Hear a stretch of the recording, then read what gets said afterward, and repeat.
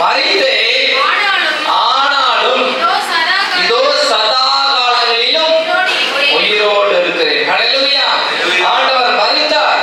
அந்த 49 வசனம் வாசிங்க. ஆண்டவர் எப்படி எல்லாம் மரித்தார் அப்படின்னு சொல்லி சொல்லப்பட்டிருக்கிறது. பரிதாப நிலையில மரித்தார். அதோட எல்லாம் நிறுத்திட்டார். சாத்தானுக்கு என்ன ஆசைனா அதோட நிறுத்திக்கணும், அதுக்கு மேல உயிர் தெரிந்ததெல்லாம் சொல்லக்கூடாது. அதற்காக பல காரியங்களை செய்தார். இயேசு மரித்தார், மரித்தோடு முடித்து விட்டது என்று நினைத்தார். ஆனா ஆண்டவர் மரிக்க மாத்திரம் வரல, என்ன செஞ்சாரு? ஜீவனோடு இருக்கிறார். எப்படி 5 நாள் உயிரோடு இருந்து அதோட மாத்திட்டார். எப்படி? சதா காலங்களிலும் உயிரோடு இருக்கிறார். ஹல்லேலூயா. உங்க வாழ்க்கையில ஆண்டவர் ஒரு காரியம் செய்வதற்கு நீங்க உங்களுக்கு விட்டு கொடுக்கும் போது நீங்க மரித்தவனா இருந்தீங்கன்னா மரித்தவரை உங்களை விட மாட்டார், உங்களை சிவர் உயிர்ப்பிக்க வைப்பார். அதுதான் இந்த செய்தி. ஹல்லேலூயா. ஆண்டவருடைய நாமம் மகிமை. ஏன்னா அவர் மரிச்சாரு, இப்ப எப்படி இருக்காரு? உயிரோடு இருக்கிறார். நான் மரித்து சதா காலம் உயிரோடு இருக்கிறேன். ஹல்லேலூயா. யோவான் 11ஆம் அதிகாரம் 25வது வசனம் வாசிங்களேன். யோவான் 11:25. இயேசு அவரை நோக்கி நானே உயிர்த்தெழுதலும் ஜீவனுமாய் இருக்கிறேன். என்னை விசுவாசிக்கிறவன் மரித்தாலும் பிழைப்பான். மரித்தாலும் ஹல்லேலூயா. ஆண்டவரை விசுவாசிக்கிறவன் எப்படிப்பட்டவனா மாறுவான்? ஜீவனுள்ளவனாக மாறுவான். நீங்க உட்கார்ந்து இருக்கிறீங்கல்ல, இயேசுவை நீங்க அறிஞ்சிருந்தீங்கன்னா, இயேசுவை உங்களுக்குள்ள இருக்காரு அப்படின்னா நீங்க மரிக்கிறதுக்கு பயப்பட மாட்டீங்க. இன்னைக்கு மரணம், நாளைக்கு சாவ போறேன்னு சொன்னாலும் என்ன பண்ண மாட்டீங்க? பயப்பட மாட்டீங்க. காரணம் என்னன்னா உங்களுக்குள்ள இயேசு இருக்கிறார். இங்க கண்ண முன்ன அடுத்து எங்கதான் இருக்கும்? யாருக்கான நிச்சயம்? யாருக்கான நிச்சயம்? சாதாரணமா நிச்சயம் இருக்க முடியாது.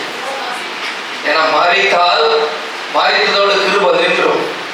நல்லா தெரிஞ்சுக்கோங்க. மரிச்சிட்டீங்கன்னா என்ன போயிடும்? கிருபை அதோட ஸ்டாப். கிருபை என்ன தெரியுமா? கிருபை என்ன? தகுதி இல்லாதவனுக்கு தகுதி கொடுங்க. சரியா சொல்லு. ஒண்ணுமே இல்லை, நமக்கு வந்து தகுதியே கிடையாது. ஆனாலும் என்ன செய்யறது? செய்யறது. எப்படி அப்படின்னா, திடீர்னு ஸ்டாலின் வந்திருக்காருங்க, உங்க வீட்டுக்கு உட்காந்து சாப்பிடுறாரு அப்படின்னா அது ஒரு என்ன தகுதியே கிடையாது. ஆனா என்ன நடக்குது? அது நடக்குது.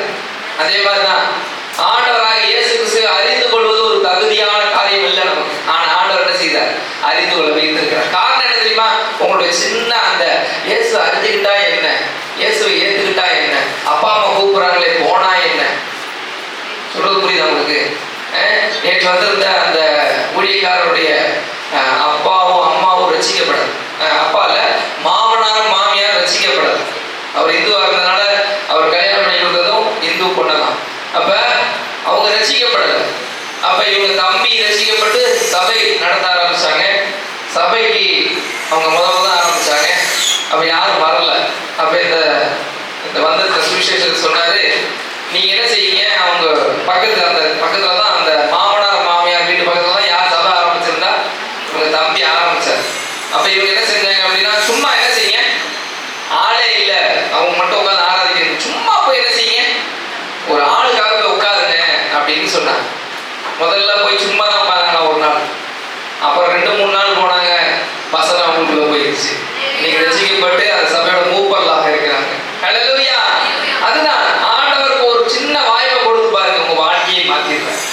அது வரைக்கும் அவங்க மாமனார் மாமியார் சொன்னாங்களாம், அவ்வளவு பிரச்சனை, அவங்களுக்குள்ள சண்டை சச்சரவு அது இது. ஆனா ஆண்டவரை ஏற்றுக்கொள்ள வாழ்க்கை சந்தோஷமாய் மாறியது. ஹல்லேலூயா. காரணம் என்ன? அவர் மரித்தார். அவர் மரிக்க மட்டும் இல்லை, என்ன செய்தார்? உயிர் தெரிந்தார். எப்படி உயிர் தெரிந்தார்? நமக்குள்ளே உயிர் தெரிந்தார். யாரெல்லாம் இயேசுவை ஏற்றுக்கொண்டு தங்கள் இருதயத்துக்குள்ள நினைக்கிறீங்களோ அவங்க மனதுக்குள்ள என்ன செய்யறாரு? உயிர் தெரிகிறார். அதற்காக தான் ஆண்டவர் மரித்தார். ஹல்லேலூயா. அதனாலதான் சொல்றாரு மரிக்கிறேன் உயிர். அந்த வாசகம் 11:25. இயேசு அவரை நோக்கி நானே உயிர் தெரிந்ததும் ஜீவனுமாய் இருக்கிறேன். என்னை விசுவாசிக்கிறவன் மரித்தாலும். ஏன் மரணம் வந்துச்சு?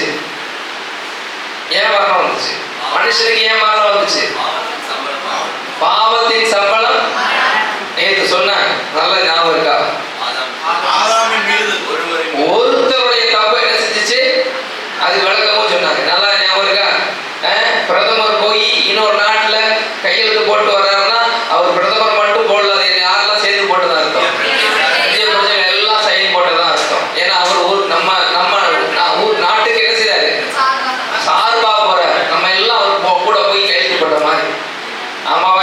அதே மாதிரிதான் ஆதாம் என்ன செய்தா, மனுஷனை உண்டாக்கி ஆதாம் அவளை படைச்சு இவங்க எப்படி இருப்பாங்கன்னு நினைச்சாங்க. ஆனா ஆதாம் நினைச்சுட்டா, தன்னுடைய மனுஷ புத்திய காமிச்சுட்டான். காமிக்கிறதுக்கு ஒரு காரணம் இருக்குது. அவன் சுயமா செய்யல. யார் மூலமா ஏவப்பட்டான்? சர்ப்பத்தின் மூலமாக, ஏவாள் மூலமாக. சர்ப்பம் ஏவாளை ஏமாற்றியது. ஏவாள் யாரை ஏமாத்திட்டான்? ஆதாமை ஏமாத்திட்டான்.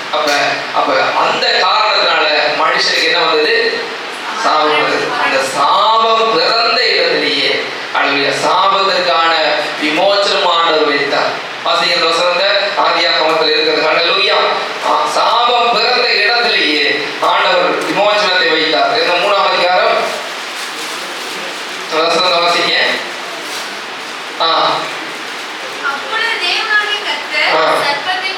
அப்போது அது வசனம் 14வது வசனம் பாருங்க. 14வது, அதாவது ஆதியாகமம் 3ஆம் அதிகாரம் 14ஆம் வசனம் 4வது பக்கத்துல இருக்கு பைபிள்ல. 4வது பக்கம்.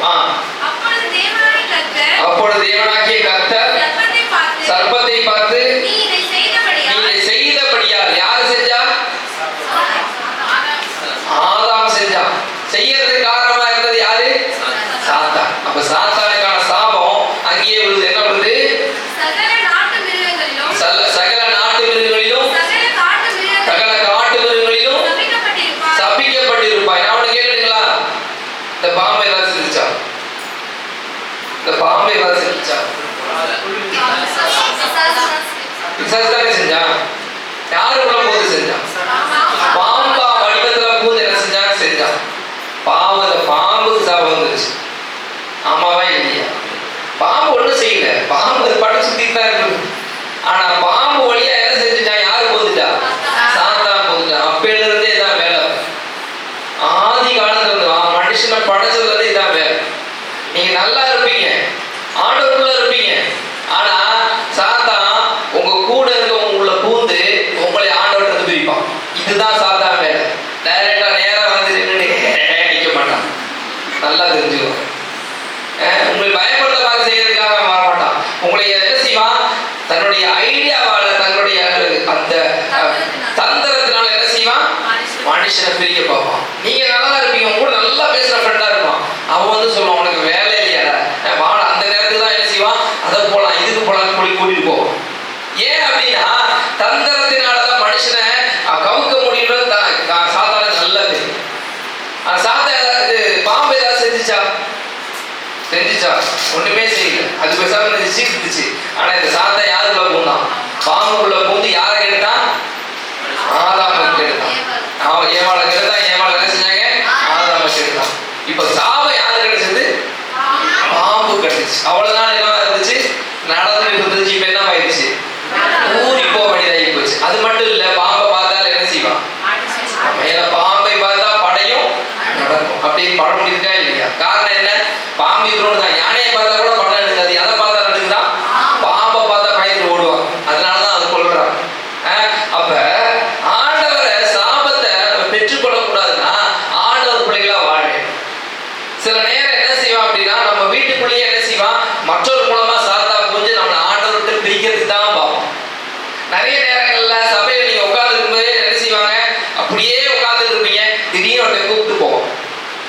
காரணம் என்ன அப்படின்னா, உங்களை எங்க உட்கார வைக்க கூடாது? சர்ச்சுக்குள்ள உட்கார வச்சக்கூடாது.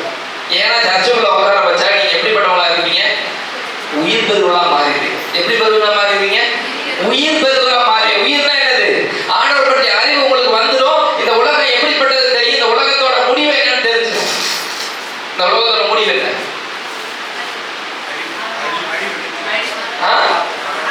இந்த உலகத்தோட முடிவு என்ன? ஆண்டவர் சொல்லியிருக்காரு.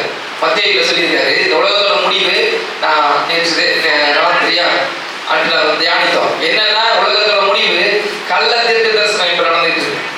என்ன நடந்துட்டு இருக்கு? கள்ள தீர்க்க கடைசி கட்டத்துல வந்துட்டு இருக்கிறோம்.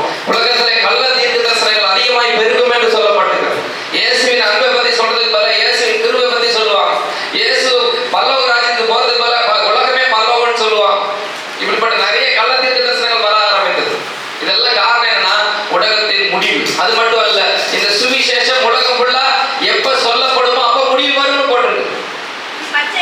மத்தேயு 28:20 போட்டிருக்கு. என்ன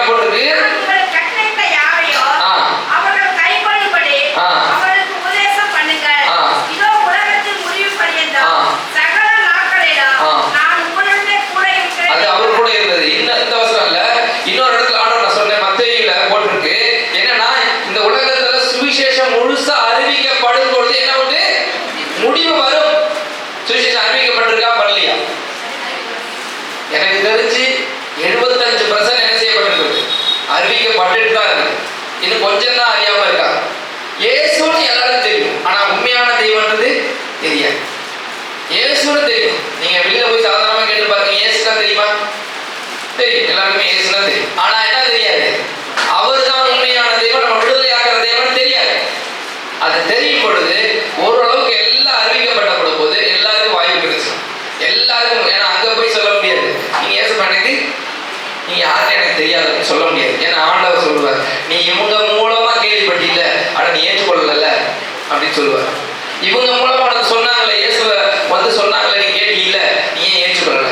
அங்க போய் என்ன செய்ய முடியாது, பதில் சொல்ல முடியாது. அப்ப இங்க நீங்க வந்திருக்கிற உங்களை ஆண்டவர் சொல்லுகிறார், நீங்க ஆண்டவருக்கு ஒரு இடத்தை கொடுக்குறீங்க, மனதில் இடத்தை கொடுக்குறீங்கன்னா உங்களை ஆண்டவர் மரித்தவர்களாக வைக்கவில்லை, என்னவா இருக்கிறாரு, உயிர்ப்பிக்கிறவர்களாக இருக்கிறீர்கள். உங்க வாழ்க்கையில உயிர்ப்பிக்கப்பட்டவர்களாக, அநேகருக்கு ஆசீர்வாதங்களோடாக மாற வேண்டும் என்பதுதான் அவர் உங்களுக்கு ஜீவனை கொடுக்கிற தேவன். அது மட்டும் இல்ல, மரித்த வசனம் அடுத்த வசனம் 26 யோவான் 11ஆம் அதிகாரம் 26வது வசனம். 26 உயிரோடு இருந்து என்னை விசுவாசிக்கிறவன் எவனும் என்றென்றைக்கும் மரியாமலும் இருப்பான். என்ன போட்டிருக்கு? உயிரோடு இருந்து. அதுதான் முக்கியமான விஷயம்.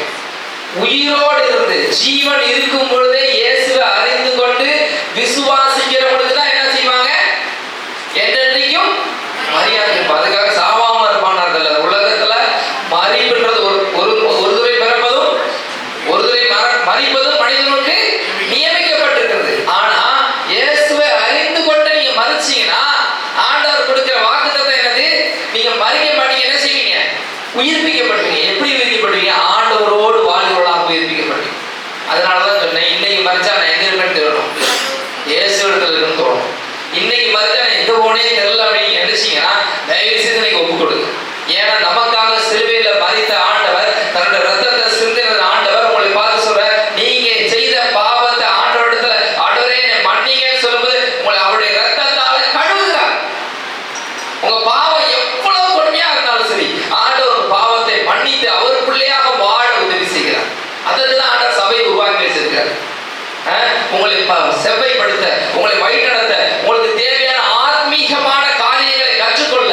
ஹாஸ்பிட்டல் எது இருக்கு? ஹாஸ்பிட்டல் எதுக்கு இருக்கு? நோய்களை குணப்படுத்தி வீட்டுக்கு அனுப்ப வேண்டியது. எதுக்கு கட்டி வச்சிருக்காங்க? பணம் சம்பாதிக்கலாம். அப்ப கவர்மெண்ட் ஹாஸ்பிட்டல் பணம் சம்பாதிக்கா? ஏன் ஆஸ்பத்திரி கட்டி வச்சிருக்காங்க? உடனே ட்ரீட்மெண்ட் படுத்து வீட்டுக்கு அனுப்ப வேண்டியதானே? ஏன் கட்டில் போட்டு அவ்வளவு பெரிய பில்டிங் எல்லாம் கட்டி வச்சிருக்காங்க? எதுக்கு? மனுஷங்க என்ன செஞ்சே இருப்பாங்க, வியாதி படதான் செய்வாங்க. என்ன செய்வாங்க, வந்து அட்மிட் ஆகிட்டே இருப்பாங்க. ஒரு மாசம் கழிச்சு 2 மாசம் கழிச்சு செஞ்சுட்டே இருப்பாங்க, போயிட்டே இருப்பாங்க. அப்ப அந்த இடத்துல என்ன நடக்குது, அங்க என்ன நடக்குது, ட்ரீட்மெண்ட் நடக்குது. அவங்களுக்கு தேவையான என்ன பிரச்சனை அப்படின்னு டாக்டர் பார்த்து அவங்களுக்கு தேவையான காரியத்தை செஞ்சு அவங்களை என்ன செய்யறாங்க, சரி பண்ணி அனுப்பிடுவாங்க. அதே தான் சபை. இந்த உலகத்துல நம்ம வாழ்ந்து கொண்டிருக்கிறோம். இயேசுவை அறியாதவர்கள் தான் உலகத்துல வாழ்ந்து கொண்டிருக்காங்க. நம்ம ஆவிக்குரிய வாழ்க்கையில வளர்வதற்கு தடையாக இருக்கிற எல்லா காரியமும் நம்ம பிடிச்சுப்போம். உலகத்துல நீங்க வேலை செய்யும் போதும், உங்க கூட சகோதர சகோதரிகள் மற்றும் உற்றார்கள் வீட்டுக்கு போகும்போது வரும்போதும், உங்க நண்பர்களோடு நீங்க பழகும் போதும் என்ன காரியம் உங்களை ஆட்கொள்ளும், ஆவிக்கு அடுத்த காரியங்கள். இயேசுவை அறிய முடியாதபடி, இயேசுவோடு நெருங்க முடியாதபடி நிறைய பாவங்கள் நம்மளை ஆட்கொண்டு தான் இருக்கும். அதை மீட்டுக் கொள்வதற்கு, நம்ம சரி பண்ணுவதற்கு ஹாஸ்பிட்டல் எப்படி இருக்கோ அதே மாதிரி தான் சபை. ஹல்லேலூயா. அப்ப சபைக்குள்ள வந்து நீங்க உயிர் பெற்றவர்களாக மாற வேண்டும் என்பதை ஆண்டவர் செய்கிற காரியமா இருக்கிறது. ஹல்லேலூயா. 1 பேதுரு 1ஆம் அதிகாரம் 4ஆம் வசனம் வாசிங்க. 1 பேதுரு 1ஆம் அதிகாரம் 4ஆம் வசனம். 1 பேதுரு 1:4. அவர் இயேசு கிறிஸ்து மரித்தோரிலிருந்து எழுந்ததினாலே அழியாததும், கவனிங்க, அவர் மரித்து உயிர் தெழுந்ததினாலே, வாசிங்க, அழியாததும் மாசற்றதும்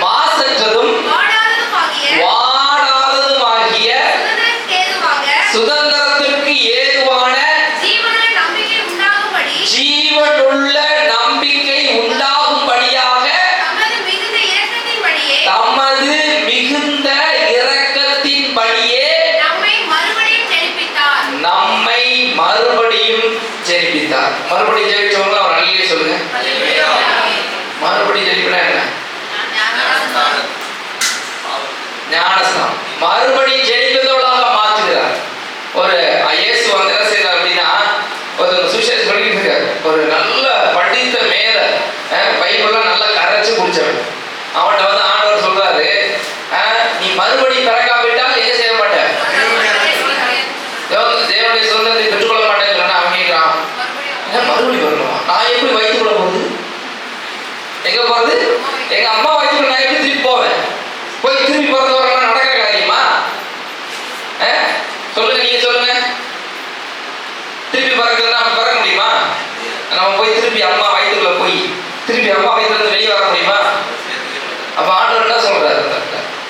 அதுதான் சொல்றாரு, மறுபடியும் ஜெனிக்கிறது என்ன அப்படின்னா, தண்ணிக்குள்ள நம்ம போகும்போது இந்த உலகத்துல ஆதாம் செய்த காலத்தினாலே வந்த பாவத்தின் நிமித்தம் நாம் பாவம் செய்தவர்களாக மாறினதினாலே அந்த பாவத்தை நாம் அறிக்கையிட்டு இயேசுவிடத்துல ஒப்புக்கொடுத்து தண்ணிக்குள்ள போகும்போது என்னுடைய பாவங்கள் எல்லாம் மன்னிக்கப்பட்டு பிதா சுதன் பரிசுத்த ஆவியினாலே என்ன செய்யப்படுகிறோம்? உயிர்ப்பிக்கப்படுகிறோம். அதுதான் ஜென்மம். என்ன ஜென்மம்? மறு ஜென்மம். இந்த மறு ஜென்மம் உங்களுக்கு அனுபவம் இல்லை அப்படின்னா பரலோக ராஜ்யத்துக்கு போறது கஷ்டம். ஹல்லேலூயா.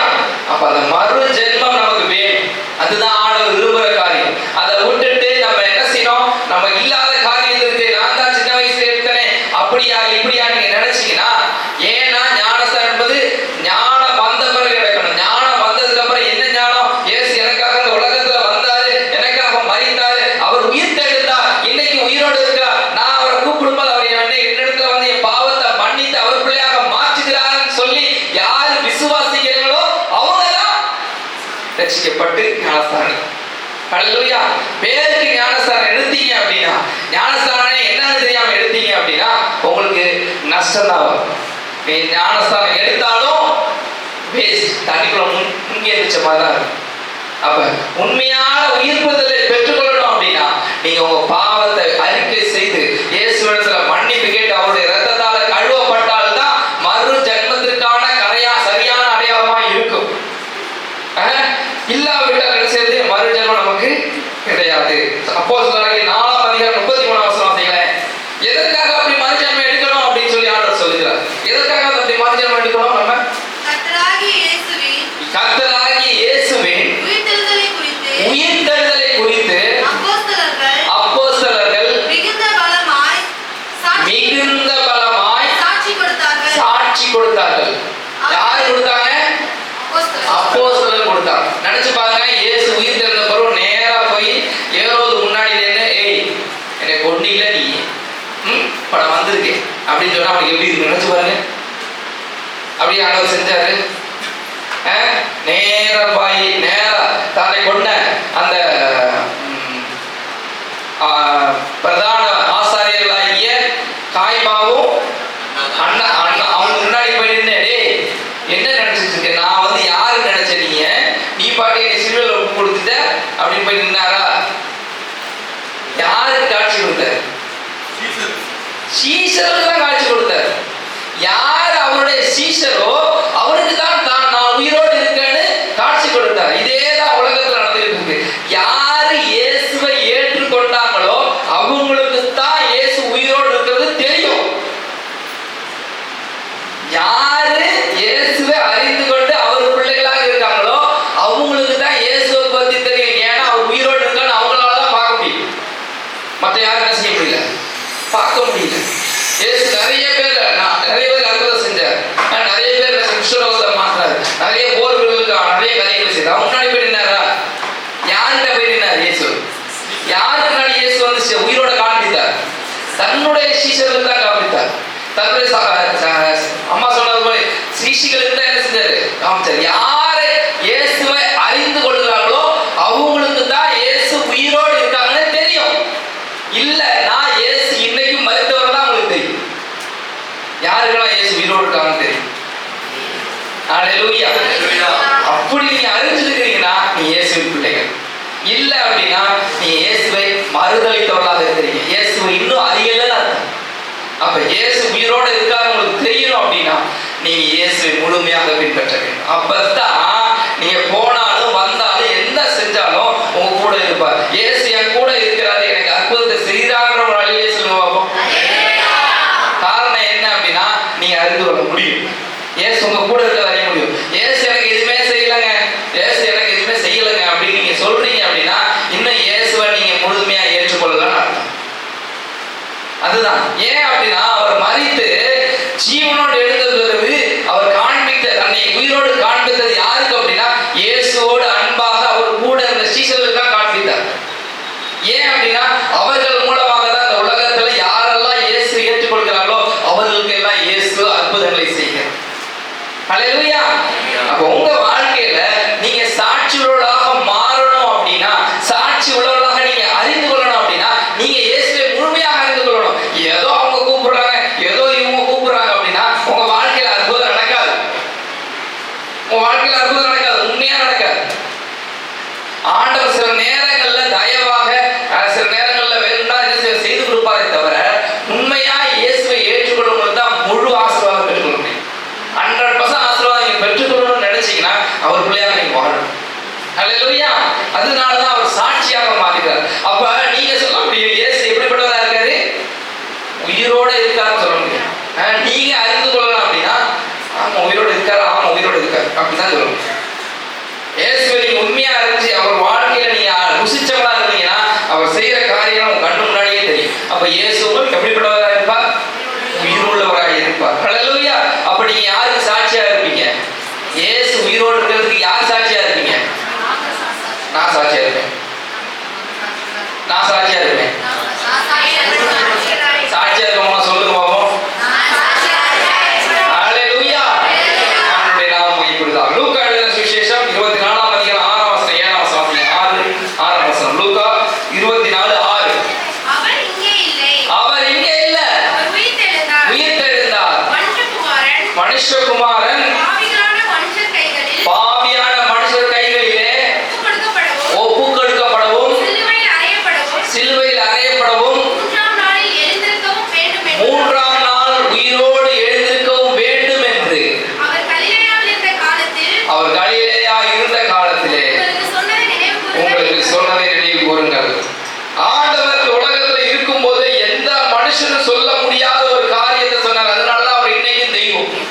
ஏன் அவர் தெய்வம் சொல்றோம் அப்படின்னா உயிரோட இருக்கும் பொழுது எந்த மனுஷனாலும் செய்ய முடியாது, எந்த ஞானியாலும் சொல்ல முடியாத ஒரு காரியம் என்னன்னா நான் இந்த உலகத்துக்கு வந்ததே எதற்காக, மரிப்பதற்காக, சாவறதுக்காக வந்தேன். சாவறதுக்காக வந்தேன். செத்துட்டு செத்ததோட போய் புதைக்க மாட்டாங்க, நான் உயிரோடு வருவேன். உயிரோடு வந்தது மட்டும் சொல்லல ஆண்டவர், அவர் வந்துட்டு என்ன நடக்கும்னு சொன்னாரு. யாரெல்லாம் என் பிள்ளைகளாக மாறல அவங்க எல்லாரும் என்ன செய்வாரு, உங்களுக்குன்னு ஒரு வீட்டை ஆயத்தப்படுத்துறேன், உங்களுக்குன்னு ஒரு வீட்டை ஆயத்தப்படுத்துறேன். அது இல்லைன்னா உங்கள்கிட்ட சொல்லியிருப்பேன். ஏன்னா அவருக்கு அங்கிருந்து தெரியும் உங்களுக்குன்னு ஒரு என்னத்தை ஆயப்படுத்துறாரு. இங்க வீடு இல்லையா, கவலைப்படாதீங்க, கவலைப்படாதீங்க. உங்களுக்கு வீடு வசதி இல்லையா, கவலைப்படாதீங்க. ஆண்டவர் உங்களுக்காக ஒரு வீட்டை ஆயத்தப்படுத்துகிறார். யாரெல்லாம் ஆண்டவருடைய நாமத்தை பற்றிக் கொண்டு அவருக்காக ஜீவிக்கிறீங்களோ, அவருக்காக வாழ்றீங்களோ, உங்களுக்கு ஒரு வீட்டை நான் ஆயத்தப்படுத்துகிறேன். ஆயத்தப்படுத்திக்கிட்டே இருக்கேன். எப்படி ஆயத்தப்படுத்துறாரு, உங்களுடைய அந்த ஆண்டவரோட மேல உள்ள அந்த அன்பின் நிமித்தம் நீங்க என்னென்ன செய்றீங்களோ அதுக்கேற்ற மாதிரி உங்க வீட்டுல பொருட்கள் அதிகமாயிட்டே வரும். ஹல்லேலூயா. உங்க வீட்டுல பொருள் அதிகமாயிட்டே வரும்.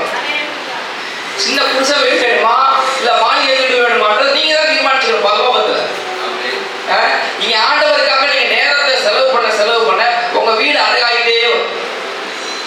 உங்க வீடு அழகாயிட்டே வரும் பரலோகத்துல. நீங்க ஆண்டவருக்காக நேரத்தை செலவு பண்ண அங்க இது எத்தனை வருஷம் வாழ போறீங்க? 80 வருஷம், மிஞ்சி போனா 90 வருஷம், 100 வருஷம் வைங்க. இங்க இருக்கிற வீட்டுக்கு இவ்வளவு கஷ்டப்படுறோம். அப்ப அங்க இருக்கிற நித்திய காலமா வாழ போற வீடு எப்படிப்பட்ட வீடு? நித்திய காலமா வாழ போகுது. அப்ப அந்த வீட்டுக்கு கொஞ்சமாவது இங்க உழைக்கணும். ஆமாவா இல்லையா? நீங்க எவ்வளவு உழைக்கிறீங்களோ அதுக்கு ஏற்ற மாதிரி அங்க வீடு ரெடி ஆகிட்டே இருக்குன்னு அர்த்தம். அதுதான் ஆண்டவர் சொன்னார், உங்களுக்காக ஒரு வீட்டை ஆயத்தப்படுத்திட்டே இருக்காரு. நீ நீங்க எவ்வளவு காரியத்தை செய்றீங்களோ அதுக்கேற்ற மாதிரி என்ன செய்யப்படுகிறது? வீடு அலங்காரம் ஆகிட்டே வருது. உங்களுக்கு எப்படிப்பட்ட வீடு வேணும்ன்றது இங்கேயே நீங்க தீர்மானிக்கணும். நீங்க எவ்வளவு தூரம் ஆண்டவருக்காக செயல்படுறீங்க, ஆண்டவருக்காக செய்வீங்க.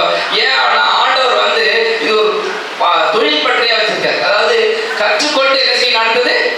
இப்போ பிஹெச் எல்லாம் போனீங்கன்னா வேலை செய்யறதுக்கு முன்னாடி ஒரு வச்சிருப்பாங்க, என்னது? Training centre, apprentice. அது எதுக்காக வச்சிருக்காங்க? அந்த வேலை செய்யறதுக்கு இங்க என்ன செய்யணும்? ட்ரைனிங் எடுக்கணும். ட்ரைனிங் எடுத்து பிராக்டிஸ் இருந்தால் தான் அந்த வேலையை என்ன செய்ய முடியும்? முழுசா போக முடியும். அப்போ வந்து முழு சம்பளம் கொடுப்பாங்கன்னு நினைக்கிறீங்க? பாதி சம்பளம் தான் கிடைக்கும். ஆமாவா இல்லையா? ட்ரைனிங் பீரியட்ல முழு சம்பளம் கொடுப்பாங்களா? ஸ்டைஃபன் தான் கொடுப்பாங்க, பாக்கெட் மணி. முதல் இடத்துல வேலை செய்கிற இடத்துல போனாலும் உங்களுக்கு என்ன வந்துட்டு ரொம்ப சந்தோஷம் தம்பி, இந்த 1 லட்சம் சம்பளம் கொடுப்பாங்களா? ஃபர்ஸ்ட் பேசிக் தான் ஆரம்பிக்கும் இல்லையா? அதுதான் பேசிக் சேலரின்னு சொல்லுவாங்க.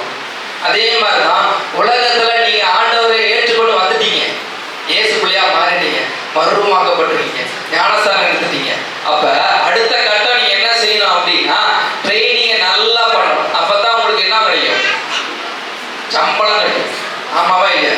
ட்ரைனிங்கே ஒழுங்கா பண்ணலாம். பிஹெச்எல் உள்ள இப்படி சேர்ப்பாடா? இந்த ட்ரைனிங்ல போயிட்டு இருக்கிற எல்லா பொருளையும் பாதி உடச்சு பாதி இது பண்ணி அதை விட்டு இதை விட்டு செஞ்சீங்கன்னா நேரம் உடனே கூட நல்லா உடைச்ச இங்க வந்து நல்லா உட அதுக்கு நான் தான் அது வேற 1 லட்சம் சம்பளம் கொடுப்பானா? என்ன செய்வான்? ஓடா வெளியில என்ன சொல்லுவானா? சொல்ல மாட்டான். அப்ப உலகத்துல இருக்கிற அந்த ட்ரைனிங்கே இவ்வளவு பாடுபட வேண்டியிருக்கு, இவ்வளவு சம்பளம் வாங்குறதுக்கே இவ்வளவு கஷ்டப்பட வேண்டியிருக்குன்னா நித்திய காலமா உங்க ஆத்துமா எங்க வாழ போகுது? பரலோகத்துல உங்க வீட்டுல வாழ போகுது. அப்ப அந்த வீட்டுக்கு கொஞ்சமாவது உழைக்கல அப்படின்னா அந்த வீட்டை எப்படி நீங்க சுதந்திரிப்பீங்க? எப்படி அழகுபடுத்தீங்க? நீங்க போய் அங்க சர்ச்சுக்கு வந்து சீட்டை தேய்ச்சிட்டு போறீங்க அப்படின்னா அங்க உங்களுக்கு என்னதான் இருக்கும்? தேய்ச்சி போன சீட்டு தான் இருக்கும். நீங்க அங்க வந்து தேய்ச்சிட்டு அங்க வந்து உட்காந்து தேய் அப்படின்னு விட்டுருவாரு. சாதாரணமா மாறி கொஞ்சம் நல்ல வீடு என்ன செய்யணும்? கொஞ்சம் உழைக்கணும். நல்ல வீடு என்ன செய்யணும்? நல்லா உழைக்கணும். நல்லா உழைச்சா என்ன வந்து உங்களுக்கு நல்ல வீட்டை ஆண்டவர் தருவார். ஹல்லேலூயா. என்ன பாஸ்டர் இங்கேயோ ஒரு வீடு இல்லை, அங்க போய் வீடு இருக்குங்க. இங்க உங்க வீடு இல்லாட்டி கவலைப்படாதீங்க. ஏன்னா இங்க இருக்கிற வீடு எப்படிப்பட்டதா இருக்கும்? உங்க காலத்துக்கு அப்புறம் உங்க பிள்ளைங்க அடிச்சுட்டு சாப்பாங்க. நீங்க ஒழுங்கா செய்யல அப்படின்னா, ஒழுங்கா சரியான எல்லா காரியத்தையும் செய்யல அப்படின்னா உங்க பிள்ளைங்க என்ன செஞ்சுட்டு இருப்பாங்க? ஆமா, சண்டை போட்டு வெட்டிக்கிட்டு வாழ்ந்துட்டு இருப்பாங்க. சரியா செஞ்சுட்டீங்கன்னா பிரச்சனை இல்லை. அப்படி இந்த உலகத்தில் உள்ள சொத்துக்காக என்ன செய்யறாங்க தெரியுமா? மனுஷன் என்னென்னமோ காரியம் செய்யறான், தன் சகோதரனே இல்லாம ஆக்குறான். ஆமாவா இல்லையா? அப்ப தேவனுக்காக நின்னீங்கன்னா அதெல்லாம் ஒண்ணுமே கிடையாது. ஏன் அப்படின்னா இந்த உலக போல் எப்படிப்பட்டதா இருக்குது? அழிந்து போகிறதா இருக்கிறது. ஆனா பரலோக ராஜ்யத்தில் என்ன செய்யக்கூடாது? நித்தியமாய் வாழ. ஏன் இதை புரிஞ்சு கொள்றதுக்கு எப்படின்னா நீங்க உயிர்ப்பிக்கப்பட்டவங்களா இருந்தாதான் புரிஞ்சு முடியும். அந்த வீட்டை பத்தி பேசுறோம் அப்படின்னா அந்த வீட்டை பற்றி உங்களுக்கு தெரியும்னா முதல்ல நீங்க எப்படிப்பட்டவங்களா இருக்கணும்? இயேசுக்குள்ள உயிர்த்தவளா இருக்க வேண்டும். ஹல்லேலூயா. அவர் ஏன் அப்படின்னா அவர் மரித்தார், ஆனால் என்ன செய்தார்? சதா காலமும் உயிர்த்தார். ரோமர் 6ஆம் அதிகாரம் 9ஆம் வசனம் வாசிங்களேன். ரோமர் 6:9 முடிக்க போறேன் நானு.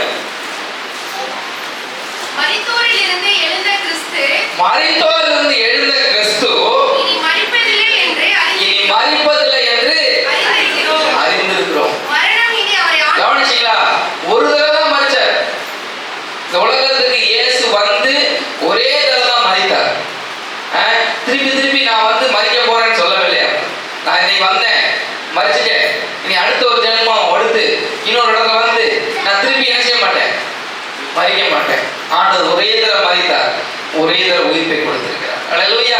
மனுஷனுக்கு இதை நியமித்திருக்கிறார். யாரெல்லாம் உலகத்துல பறக்கிறாங்களோ அவங்க எல்லாருக்கும் சுவிசேஷம் அறிவிக்கப்படும். இயேசுவை அறிந்தவர்கள் யாரெல்லாம் இருக்காங்களோ அவர்கள் எல்லாம் தங்களை ஏற்றுக்கொண்டு உயிர்ப்பிக்கப்பட்டால் அவளுக்கு என்ன செய்யப்படுகிறது?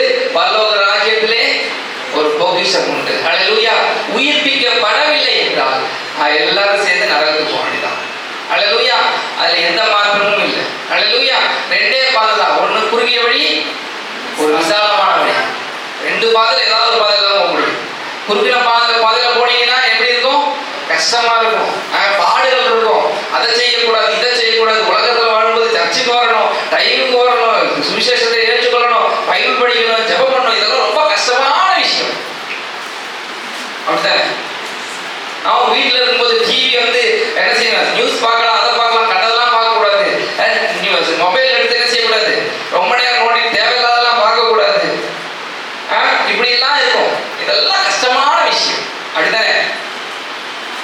கஷ்டமா தான் இருக்கும். ஏன் அவங்கெல்லாம் செய்யறாங்களே, நமக்கு என்ன பிரச்சனை?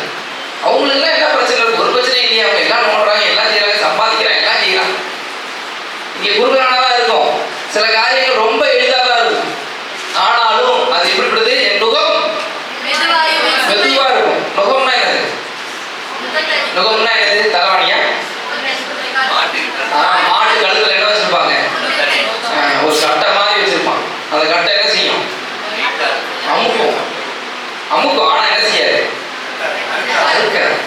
சொல்றது புரியுதா உங்களுக்கு? மாட்டு மேல என்ன வச்சிருப்பாங்க? அந்த இது வச்சிருப்பாங்க. அது என்ன செய்யும்?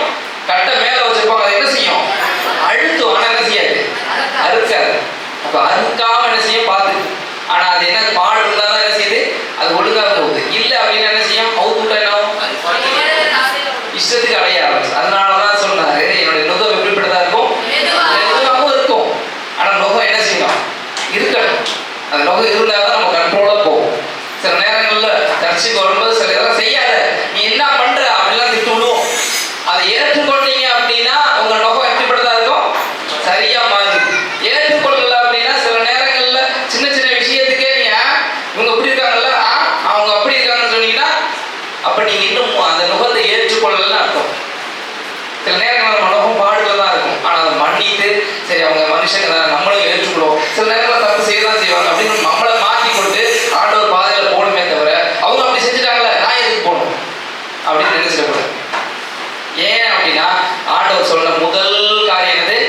அன்பு. அன்பு தான் இந்த முழு பைபிளோட முழு இது என்னது? அன்பு தான் இருக்கு. அப்ப அன்பை நாம் பெற்றுக்கொள்ளுமானால், அன்போடு வாழ்வோமானால் ஆண்டவர் நம்மளை மறித்தாலும் என்ன செய்வார்? உயிரோடு இருக்க செய்வார். கடைசியாக அந்த வசனத்தை வாசி முடியுமோ? ரோமர் 6:10. அவர் மரித்தது பாவத்திற்கென்று ஒரே தரம் மரித்தார். அவர் பிழைத்திருக்கிறது. அவர் தேவனுக்கென்று பிழைத்திருக்கிறார். ஞானஸ்தானம் எடுக்கிறது ஒரே ஒரு தடவை தான். தப்பு என்ன செய்ய முடியாது? ஞானஸ்தானம் எடுக்க முடியாது. ஒரு தடவை ஞானஸ்தானம் எடுத்துட்டீங்கன்னா எடுத்தது தான். ஹல்லேலூயா. உங்களுக்கு தெரியுமா? ஆதார் ஒரு தடவை எடுத்தா ஒரே தடவை தான் எடுக்க முடியும். நிறைய பேர் நினைச்சிருக்காங்க அட்ரஸ் மாத்திரம் ஒரு நம்பர், அதுக்கப்புறம் வந்தா ஒரு நம்பர், பேர் மாத்திரம் ஒரு நம்பர் அப்படின்னு நினைச்சிருக்காங்க. தயவு செய்து நினைச்சுக்காதீங்க. ஆதார்ல ஒரே நம்பர் தான். நீங்க எப்ப என்ட்ரி பண்றீங்களோ அந்த நம்பர்ல இருந்து அதுக்கப்புறம் செய்யாது, நீங்க மறிக்கிற வரைக்கும் அந்த நம்பர் தான். இன்னொன்று தெரியுமா? பேன் கார்டு என்ன? நிறைய பேருக்கு தெரியாது, அதனால நான் சொல்லிக் கொடுக்குறேன். பேன் கார்டு என்ன? பேன் கார்டு எதுக்கு? உங்க வரவு செலவெல்லாம் கொடுக்குறதுக்கா? பேன் கார்டு எதுக்கு அப்படின்னா ஒரு மனிதனுடைய வரவு செலவை கவர்மெண்ட்டுக்கு சமர்ப்பிப்பது தான் என்னது? PAN card. நீங்க என்ன வாங்கினாலும் வித்தாலும் என்ன எதுல என்ட்ரி பண்ணுவாங்க? பேன் கார்டில் என்ட்ரி பண்ணுவாங்க. அந்த நம்பரும் நீங்க ஒரு தடவை எடுத்துட்டீங்கன்னா அதுக்கப்புறம் மாற்ற முடியாது. ஃப்ராடு பண்ணி சிலவங்க மாற்றுவாங்க. ஆனா ஆதாரோட இணைச்சதுனால என்ன ஆயிடுச்சு? அவ்வளவுதான். அப்ப உலகத்துல இருக்கிற மனுஷனே இப்படி வச்சிருக்கான். அப்ப ஆண்டவர் அதே மாதிரி தான் வச்சிருக்காரு. உங்களுக்கு ஒரே தடவை தான் வாய்ப்பு. அந்த வாய்ப்பை பயன்படுத்தி ஆண்டவருக்கு சரியாக நடந்துக்கிட்டீங்க அப்படின்னா உங்களுக்கு என்ன வந்து உயிர்ப்பிக்கப்படுவீங்க. எங்க இருப்பீங்க? பரலோகத்துல இருப்பீங்க. நீங்க சரியாக பயன்படுத்தல அப்படின்னா நரகத்துக்கு தான் போவீங்க. எங்க போவீங்க? என்ன பாஸ்டர்? நரகத்துக்கு போவீங்க. தப்பு செய்யலாம் என்ன உண்டு? தண்டனை உண்டு. யாரும் எனக்கு தான் சொல்றேன். நானும் தப்பு செஞ்சு நானும் எங்க தான் போவேன்? நரகத்துக்கு தான் போவேன். நீங்க பாஸ்டர் உங்களுக்கு தனி கோட்டாலாம் கிடையாது. எனக்கும் உங்களுக்கு எல்லாம் ஒண்ணுதான். நான் என்ன கொஞ்சம் பைபிள் தெரிந்ததுனால உங்களுக்கு நான் சொல்லி கொடுக்குறேன், அவ்வளவுதான். அப்ப ஆண்டவர் எல்லாரையும் சமமாக பயன்படுத்துகிறார். எல்லாருக்கும் கொடுத்திருக்கிற வாய்ப்பை அவங்க சரியா பயன்படுத்திட்டாங்கன்னா அவர் மீண்டும் உயிர்ப்பிக்கப்பட்டு பரலோக ராஜ்யத்தில் என்ன செய்வாங்க? ஏன்னா அவர் மரித்தார், சதா காலங்களிலும் உயிரோடு இருக்கிறார். கடைசியாக 1 கொரிந்தியர் 6:14 வாசித்து முடிச்சிருவோம்.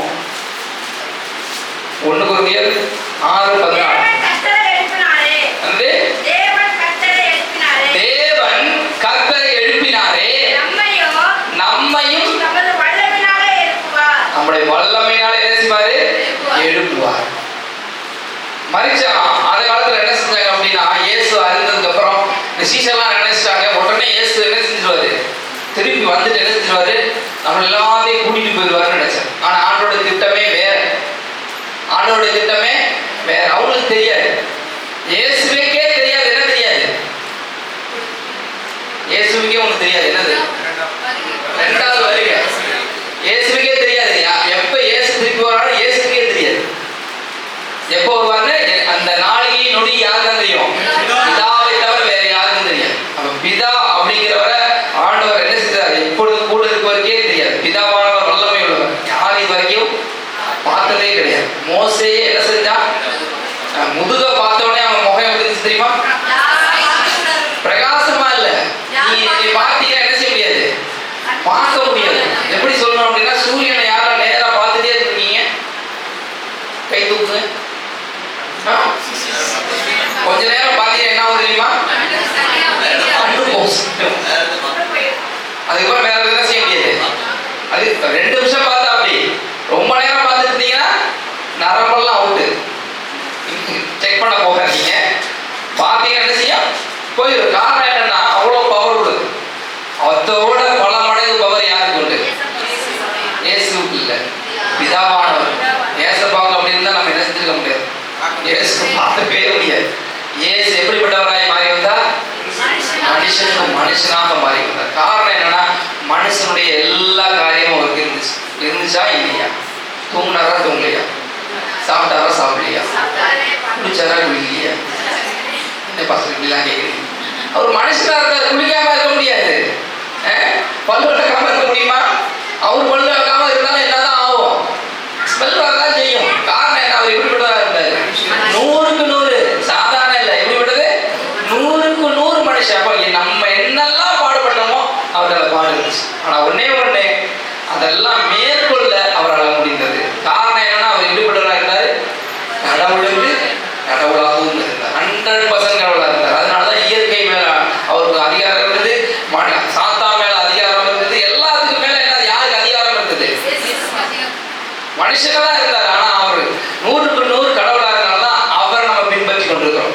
இயேசுவை ஏன் பின்பற்றுறோம்? அவர் 100க்கு 100 மனிதனாக வாழ்ந்து, மனிதன் எப்படி வாழணுமோ அப்படி வாழ்ந்து காமிச்சு, தன்னையும் என்ன செஞ்சுட்டு போனார், அர்ப்பணிச்சுட்டு போனாரா இல்லைங்களா? நீங்களாம் பார்க்கறத பார்த்தா அப்படியா பாஸ்டர் அப்படின்ற மாதிரி இருக்குது.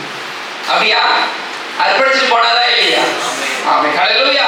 அப்ப நம்ம அவரிடத்தில் அர்ப்பணிக்கும் போது நம்மை அவர் 100க்கு 100 எப்படி மரித்து இந்த உலகத்துல இருந்து உயிரோடு எழுப்பி சீஷர்களுக்கு அவர்களை காண்பித்து, நான் உயிரோடு இருக்கிறேன், நீங்க கடைசி வரைக்கும் அம்மா வாசிச்சது போல அந்த மத்தேயு கடைசி வசனத்துல சொல்லிட்டு போயிருக்காரு. என்ன சொல்லிட்டு போயிருக்காரு? மத்தேயு கடைசி அதிகாரம் கடைசி வசனம், நான் உங்களுக்கு கட்டளையிட்டவைகளை யாவை என்ன செய்யணும், முதல்ல நீங்க கை கொள்ளணும். யாரெல்லாம் இயேசு பிள்ளையோ அவங்க யார் என்ன செய்யணும், கை கொள்ள வேண்டும். சர்ச்சுக்கு வரணும்னா சர்ச்சுக்கு வரணும், ஜெபம் பண்ணணும்னா ஜெபம் பண்ணணும். நைட் ஜெபம் பண்ணி படுங்கன்னா யாரும் செய்யறதில்லை. குடும்ப ஜெபம் பண்ணாத வீடுலாம் கையில கண்டிப்பா கூரை இல்லாத வீடு, குடும்ப ஜெபம் பண்ணாத வீடு, கூரை இல்லாத வீடு. தயவு செய்து சொல்றேன், நீங்க நைட்டு படுக்கிறதுக்கு முன்னாடி ஒரு பாட்டு ஒரு வசனம் படிச்சு ஜெபம் பண்ணிட்டு நீங்க படுக்கல அப்படின்னா, எப்படி இங்க இருக்கிற சிறிய காரியத்தை உங்களால செய்ய முடியும், எப்படி அந்த பல்லவ ராஜ்யத்தை நீங்க ஆதாயப்படுத்திக் கொள்ள முடியும்? நீங்க படுக்கிறதுக்கு முன்னாடி ஜெபம் பண்ணிட்டு படுக்கணும். குடும்ப ஜெபம் பண்ண முடியலையா, தனியா ஆள் வர முடியல, குடும்ப ஜெபம் பண்ணி முடிச்சுட்டாங்க, நீங்க தனியா ஜெபம் பண்ணி படுங்க. சரியா? குடும்ப ஜெபம் யார் வீட்டுல நடந்துட்டு இருக்கு, இன்னைக்கு நடக்கலாம், இன்னைக்கு ஆரம்பிக்கும். தயவு செய்து சொல்றேன், எவ்வளவு நேரம் ஆகும் நினைக்கிறீங்க? மிஞ்சி போனா எவ்வளவு நேரம் ஆகும்? ஒரு பாட்டு பார்த்து எவ்வளவு நேரம் ஆகும்? 2 minutes 3 minutes. வசனம் வாசிக்க எவ்வளவு நேரம் ஆகும்? 3 நிமிஷம் 5 நிமிஷம். ஜெபம் பண்றதுக்கு எவ்வளவு நேரம் ஆகும்? ஆண்டவரே, எங்களை பாதுகாத்ததுக்காக நன்றி, வைரத்திற்காக நன்றி, இந்த நாள் முழு பாதுகாத்ததுக்காக நன்றி, ஆசீர்வதிங்க, வைரத்துங்க, பிள்ளைகளை பாதுகாத்து கொடுங்க, கணவர். இப்படியே எவ்வளவு நேரம் ஆகுது? 2 நிமிஷம் ஆகுது. மிஞ்சி போனா 5 நிமிஷம் ஆகும், அவ்வளவுதான். ஒரு 15 நிமிஷத்துல குடும்ப ஜெபத்தை பண்ணிடலாம். இதை நீங்க பண்ணலாம் அப்படின்னா, ஆண்டவர் உங்களுக்காக உலகத்துல வந்து தியாகம் பண்ணி ரத்தத்தை சிந்தி உங்களுக்கு ரட்சிப்பை கொடுத்து பரலோகத்துக்கு வாப்பான்னு கூப்பிடும் போது எப்படி போக முடியும்? நான் சொன்னல, ட்ரைனிங்ல ஒழுங்கா பண்ணலன்னா எப்படி உங்களை தொழில சேர்த்துக்குவாங்க? அப்ப நீங்க ட்ரைனிங்ல சரியா செய்யணும். உலகத்துல நம்ம ட்ரைனிங்ல இருக்கிறோம். ஆண்டவர் ட்ரைனிங் கொடுத்துருக்காரு. பாடுகள் இருக்கும், கஷ்டங்கள் இருக்கும், அதன் மத்தியில இயேசுவை தேடணும். அதுதான் ஆண்டவர் உண்மை. இல்ல எல்லாத்தையும் விட்டு வான்னு ஆண்டவர் சொல்லல. எல்லாத்தையும்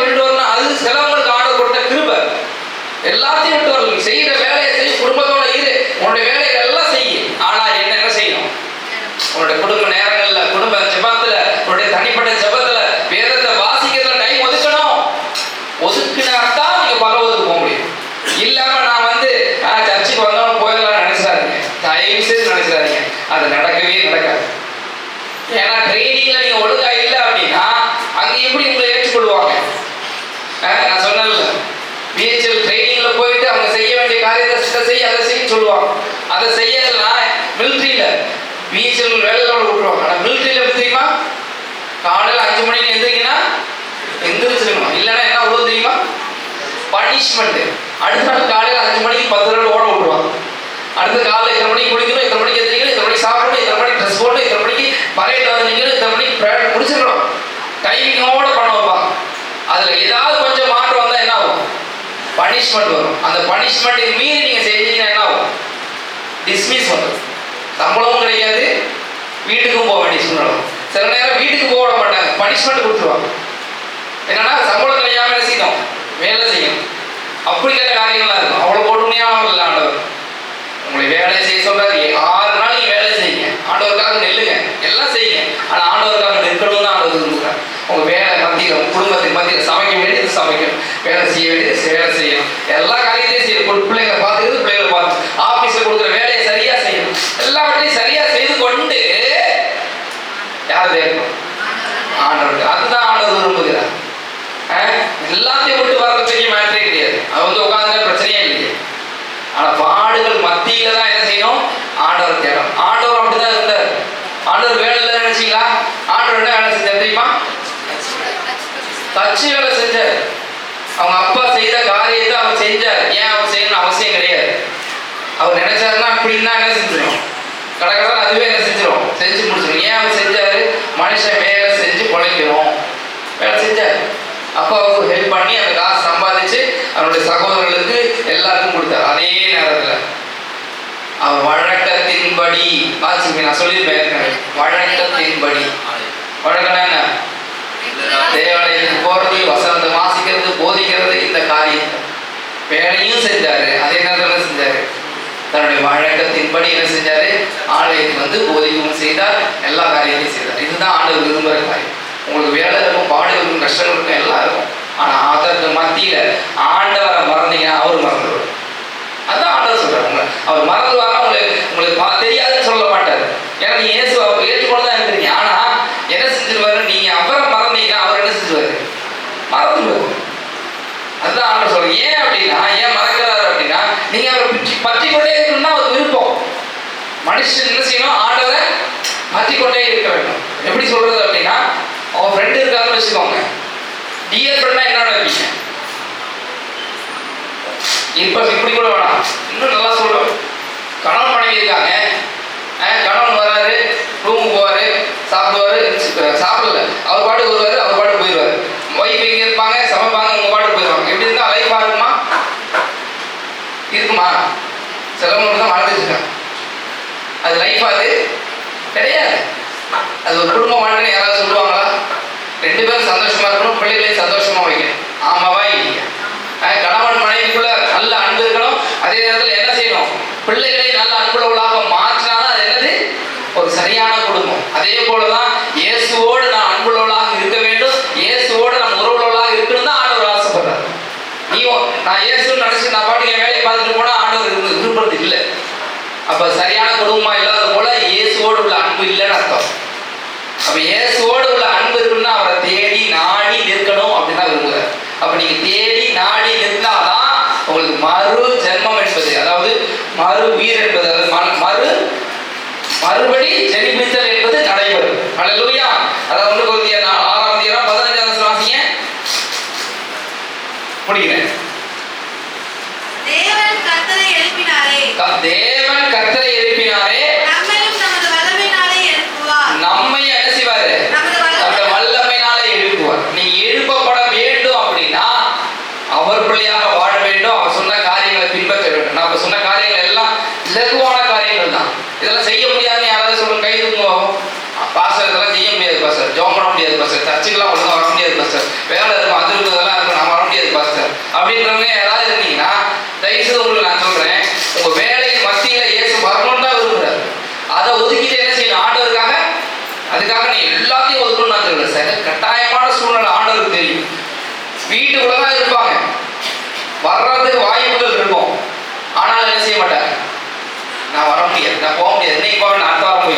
அப்படின்னு நீங்க நினைக்கிறீங்கன்னா அதுதான் ஆண்டவர் உதாசீனப்படுத்துறீங்கன்னு அர்த்தம்.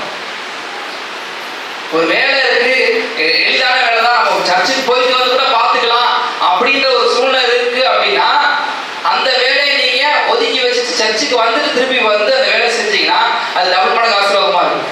இல்ல இல்ல எனக்கு வேலை தான் முக்கியம்னு நீங்க நிறுத்துறீங்க அப்படின்னா இந்த ஆசீர்வாதம் இழந்து போயிருக்கு. எந்த ஆசீர்வாதம் வேணும்? நிலையான ஆசீர்வாதம் வேணுமா இல்ல அழிந்து போகிற ஆசீர்வாதம் வேணுமா? எந்த ஆசீர்வாதம் வேணும்ன்றத நீங்க தேர்ந்தெடுத்துக்கோங்க. கண்களை மூடி நம்ம ஜெபம் பண்ண போறோம். வெளிப்படுத்தல் 1:18 வாசிக்க பார்ப்போம். அப்படியே கண்களை மூடி வெளிப்படுத்தல் 1:18 மரித்தே ஆனாலும் இதோ சதா காலமும் உயிரோடு இருக்கிறேன். அல்லேலூயா. சதா காலம் உயிரோடு இருக்கிற ஆண்டவர் உங்களை பார்த்து சொல்லுகிற காரியம், நீ எனக்காக என்ன செய்தாய்? நான் உனக்காக மரித்தேனே, உயிர்த்தேனே. அல்லேலூயா. அவர் பிள்ளை உன்னை பிள்ளையாக மாற்றினேனே, நீ எனக்காக என்ன செய்தாய்? மறு ஜன்மம் எடுப்பதற்கு, அல்லேலூயா, மறு ரூபத்தை பெற்றுக் கொள்வதற்கு நீ என்ன செய்தாய்? தேவனுக்காக என்ன செய்தாய்?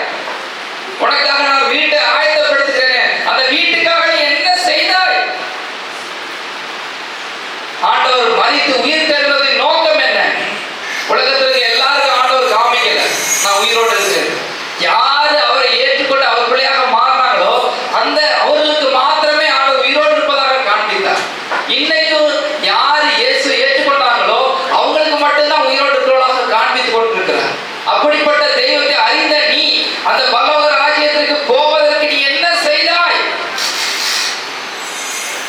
ஆண்டவருக்கு ஒப்பு கொடு.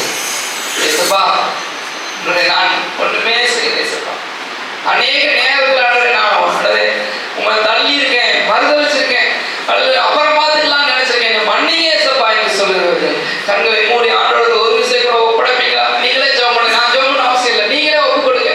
இயேசு நமக்காக ஜீவனை கொடுத்த இயேசு சொல்லுகிறது, உன்னை நான் எந்த காரியம் வந்தாலும் நான் பார்த்துக் கொள்வேன். என்னுடைய பிள்ளையாக நீ வாழும்போது நான் எல்லாவற்றையும் சகலத்தையும் உனக்கு நேர்த்தியாய் செய்வேன் சொன்னார். ஆனா நீ அவருக்காக நேரத்தை கொடுக்கிறாயா? அவருக்காக நீ ஆண்டவருக்காக நிற்கிறாயா?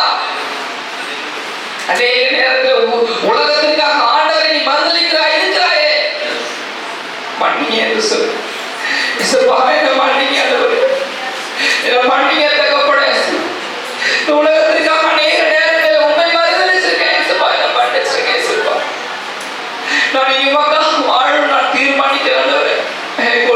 வாய்ப்பா வாய்ப்பை தாங்க தகப்பனே. இனி நான் ஆண்டவரே உமக்காக வாழ்வேன். ஆண்டவரே இயேசுவை அறிந்து கொண்ட நான் ஆண்டவரே சாத்தானின் பிடியிலே மாட்டிக்கொண்டு அவன் படுகிற வழியிலே போகாதபடி நீர் என்னை பற்றி கொண்டு உமக்காக வாழ்வதாக என்னை மாற்றுங்க இயேசுப்பா என்று மனதில் நினைக்கிறவங்க எல்லாம் ஜெபம் பண்ணுங்க. இயேசு உங்க இருதயத்தை பார்க்கிறார். மனுஷனோ முகத்தை பார்க்கிறார், இயேசு இருதயத்தை பார்க்கிற தேவன்.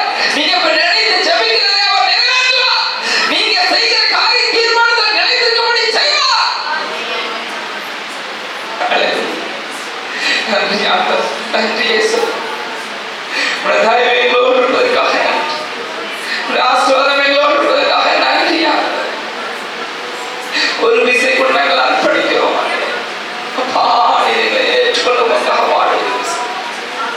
உடைய தயவு எங்கள் மேல் இருப்பதற்காக நன்றி. ஜெபிப்பீங்களா? ஹல்லேலூயா. ஸ்தோத்திரம், ஸ்தோத்திரம், ஸ்தோத்திரம். நன்றி ஆண்டவரே, நன்றி இயேசுப்பா. நாங்கள் ஒப்படைக்கிறோம் ஆண்டவர். அப்பா, இனி ஆண்டவர் நாங்கள் உமக்காக நிற்க எங்களுக்கு உதவி செய்யுங்க ஆண்டவரே. எங்களுக்காக ஜீவன் கொடுத்தீங்களே. யாரெல்லாம் உங்களை அறிந்து கொண்டிருக்காங்க, அவங்க மறு ஜென்மத்தை கொடுப்பேன்னு சொன்னீங்களா, அந்த மறு ஜென்மத்திற்கு ஆயத்தப்படக்கூடியவனாக என்னை மாற்றுங்க ஆண்டவரே. நான் செய்த எல்லா தவறுகளையும் ரத்தத்தால் கழுவுங்க ஆண்டவரே. உடைய தயவாய் வழிநடத்த போவதற்காக நன்றி. ஜெபிக்கும் போது நம்மத்தில் இருக்கிற சங்கடம் உண்டாகும். இயேசுப்பா, எங்களை ஆண்டவரே உடைய கரங்களில் அர்ப்பணிக்கிறோம் என்று சொல்லி ஜெபிக்கிறோம். சேர்ந்து ஜெபிப்போம். Hallelujah. Thank you, Jesus. நன்றி ஆண்டவரே, நன்றி இயேசு. ஹல்லேலூயா. ஸ்தோத்திரம். எல்லாரும் ஒரு விஷயம் கூட எதிர்க்கலாம். முடிஞ்சவங்க எதிர்த்து ஸ்தோத்திரம், ஸ்தோத்திரம், ஸ்தோத்திரம், ஸ்தோத்திரம். கண்களை மூடி ஆண்டவருக்கு நேராக தலைகளை தாழ்த்தி ஹல்லேலூயா ஸ்தோத்திரிக்கிறோம், ஸ்தோத்திரிக்கிறோம், ஸ்தோத்திரிக்கிறோம். இந்த நாளை சிறப்பு தேவன் பாராட்டின 2023 ஆண்டுகளுக்காக முன்பாக எனக்காக இருக்கிற ஒவ்வொருவருக்காகவும் அவர் பிறந்தார். இங்க இருக்கிற ஒவ்வொரு பாவத்துக்காகவும் அவர் சிலுவை சுமந்தார். அதனால அவர் உயிரோடு இருக்கிறார். இன்னைக்கு நான் ஏனோ வரேன் போறேன் என்று சொல்றவங்க, எனக்கு ஜெபிக்க தெரியாது, நான் சும்மா தான் வந்து போறேன், கூப்பிட்டாங்க வரேன்னு சொல்றவங்க, ஒரு விசை கண்களில் அந்த இயேசு கிறிஸ்து சிந்தின ரத்தத்தை, அவர் சிலுவையில் அறையப்பட்ட காரியத்தை இருதயத்தில் நினைத்து பார்த்து ஒரு விசை ஜெபிக்கலாமா? ஒரு விசை ஜெபிக்கலாமா? எனக்கு ஜெபிக்க தெரியாதுதான் ஆண்டவரே, எனக்கு ஜெபிக்க தெரியாது இயேசுப்பா, எப்படி உங்ககிட்ட பேசணும்னு தெரியாது, உங்ககிட்ட எப்படி கிட்ட வர்றதுன்னு தெரியாது ஆண்டவரே, நான் பாவியா இருக்கிறேன் அப்படின்னு சொல்றவங்க ஒரு விசை கண்களை நேராக ஆண்டவருக்கு நேராக ஆண்டவர் சொல்லி தருவார். ஹல்லேலூயா, ஸ்தோத்திரிக்கிறோம், ஸ்தோத்திரிக்கிறோம், ஸ்தோத்திரிக்கிறோம்.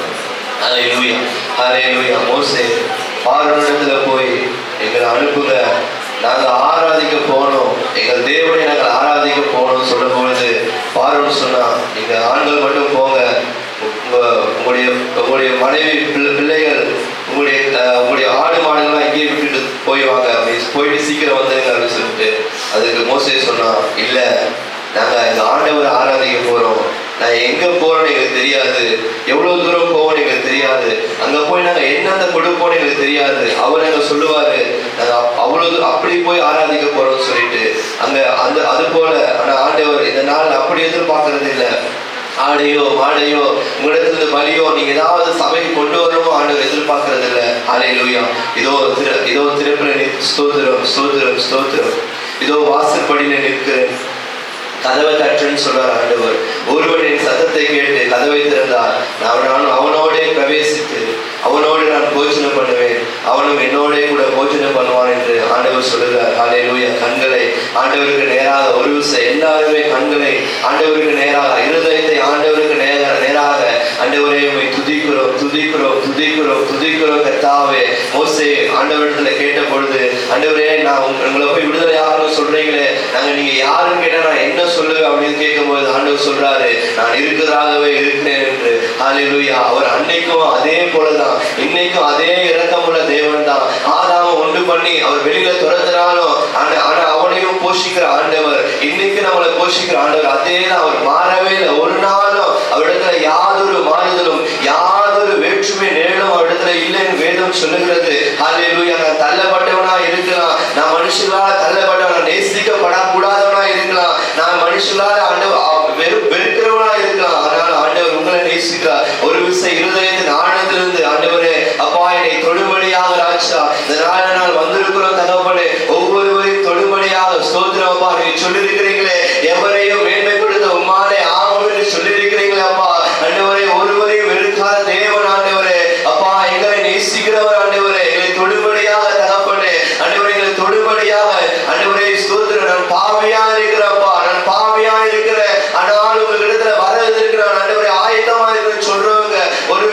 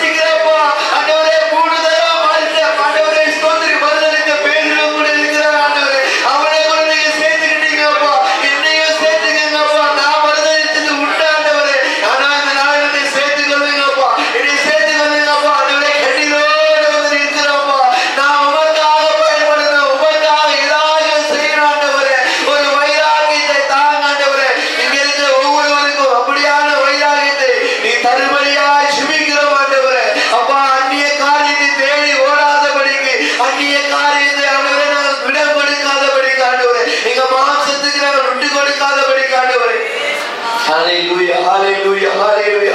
ஒவ்வொருவரும் வாய்களை திறந்து சிறு பிள்ளைகள் முதல் பெரியவர்கள் வரை இந்த நாளில் ஆண்டவர் ஒரு விசேஷித்த நாளாய் வைத்திருக்கிறதற்காக ஸ்தோத்திரிக்கலாமா ஸ்தோத்திரிக்கலாம். ஆண்டவரே உம்மை துதிக்கிறோம் அப்பா, உம்மை துதிக்கிறோம் ராஜா. ஹalleluya ஹalleluya ஹalleluya ஹalleluya ஹalleluya. ஆவியானவரே உம்மை துதிக்கிறோம் அப்பா. எங்க மத்தியில வாங்க எங்க மத்தியில வாங்க ராஜா, எங்க மத்தியில வாங்க அப்பா. எங்களை தொடும்படியாக ராஜா, எனக்குள்ள இருக்கிற எல்லா ஆண்டவரே அப்பா அந்நிய காரியங்களை எடுத்து போடுங்கப்பா. என் இருதயத்தில் இருக்கிற ஆண்டவரே பொல்லாத காரியங்களை எடுத்து போடுங்கப்பா. உமக்கு விரோதமாய் செய்கிற காரியங்களை எடுத்து போடுங்கப்பா. கசப்பான வாழ்க்கையை மாற்றுங்க ஆண்டவரே அப்பா. நீங்க ஒரு வார்த்தை சொல்லுங்கப்பா, என் வாழ்க்கையை மாற்றக்கூடிய எல்லா வல்லமை உம்மிடத்துல உண்டு ஆண்டவரே. என் வாழ்க்கையை நீங்க ஒரு வார்த்தை சொன்னா என் வாழ்க்கையில் இருக்கிற எல்லா வியாதிகளும் மாறும், எல்லா ஆண்டவரே தரித்திரங்களும் மாறும் ஆண்டவரே. எல்லா ஆண்டவரே காரியங்களை மாற்றுவதற்கு நீர் போதுமானவரா இருக்கிறீங்க ராஜா. ஆண்டவரே என்னுடைய வேலை காரியங்களை, என்னுடைய படிப்பு காரியங்களை என் தேவனின் ஒரு வார்த்தை சொல்லுங்க ஆண்டவரே. ஒரு வார்த்தை இப்போது சொல்லும்படியாக ஆண்டவரே அப்பா வந்து நிற்கிறோம் ராஜா, நிற்கிறோம் ஆண்டவரே. உடைய சமூகத்திலே வந்து நிற்கிறோம் தகப்பனே. ஹalleluya ஹalleluya ஹalleluya. ஸ்தோத்திரிக்கிறோம் ஆண்டவரே. உம்மை நோக்கி பார்த்து கொண்டிருக்கிற ஒவ்வொரு கரங்களையும் ஒவ்வொரு இருதயங்களையும் ஆசீர்வதிக்கும்படியாக தகப்பனே ஆண்டவரே. ஸ்தோத்திரம் ஸ்தோத்திரம் ஸ்தோத்திரம். நான் உன்னை விட்டு விலகுவதும் இல்லை, நான் உன்னை கைவிடுவதும் இல்லை என்று சொன்ன தேவரே ஆண்டவரே ஒவ்வொருவரையும் இப்பொழுது கரம் பிடிக்கும்படியாய் தகப்பனே. நாங்கள் மனுஷன், நாங்கள் பலவீன பாண்டம் ஆண்டவரே. நாங்கள் உங்க கையை பிடிச்சா நாங்க விட்டுருவோம் ஆண்டவரே. நீங்க எங்க கையை பிடிச்சு கொள்ளுங்கப்பா, நீங்க எங்க கையை இறுக்கமா பிடிச்சு கொள்ளுங்க ஆண்டவரே அப்பா. ஆண்டவரே தொலைந்து போன ஒரு ஆட்டுக்குட்டியை தேடி வந்தீங்களப்பா. நாங்கள் தொலைந்து போகாதபடி ஆண்டவரே அப்பா எங்களை இறுக்க பிடித்து கொள்ளுங்க ராஜா. இந்த உள்ளங்கையில வரைந்து கொண்டிருக்கீங்க சொல்றீங்களே இயேசுப்பா. ஆண்டவரே அப்பா நாங்கள் தூரம் போகாதபடி ஆண்டவரே உடைய பாதைகளை நாங்கள் நடக்க எங்களுக்கு உதவி செய்யுங்கப்பா. எங்களை கற்றுக் கொடுக்கும்படியா ஜெபிக்கிறோம் ஆண்டவரே அப்பா. எங்களை அர்ப்பணிக்கிறோம்ப்பா. ஒரு விஷயம் விட்டு கொடுக்கலாமா, விட்டு கொடுக்கலாமா. இருதயத்துல ஆண்டவருக்கு ஒரு சின்ன இடம் கொடுக்கலாமா, ஒரு சின்ன இடம் கொடுப்பானா. என்னுடைய மகன் ஒரு சிறிய இடம் கொடுப்பானா என்று ஆண்டவர் அங்கலாய்க்கிற போல ஹalleluya. ஸ்தோத்திரிக்கிறோம் ஸ்தோத்திரிக்கிறோம் ஸ்தோத்திரிக்கிறோம் ராஜா. ஆண்டவரே உம்மை துதிக்கிறோம், உம்மை துதிக்கிறோம் அப்பா, உம்மை துதிக்கிறோம் அப்பா. ஆண்டவரை விட்டு கொடுத்த ஒவ்வொருவரையும் ஆசீர்வதிக்கும்படியாக தகப்பனே ஆண்டவரே. என்ன எண்ணத்தோடு உம்மை நோக்கி பார்த்திருக்கிறாங்களோ ஆண்டவரே, என்ன வியாதி கவலையோடு உம்மை நோக்கி பார்த்திருக்கிறாங்களோ இயேசு கிறிஸ்துவின் நாமத்தினால் ஆண்டவரே அப்பா வியாதிகள் மாறட்டும் ஆண்டவரே அப்பா. ஆண்டவரே வறுமைகள் மாறட்டும் ஆண்டவரே, தரித்திரங்கள் நீங்கட்டும் ஆண்டவரே இயேசுவின் நாமத்தினால் ஆண்டவரே. ஸ்தோத்திரம். சுகம் உண்டாகட்டும் ஆண்டவரே அப்பா. பலவீனங்கள் மாறட்டும் ஆண்டவரே அப்பா. குடும்பத்தில் இருக்கிற எல்லா பிரிவினைகளை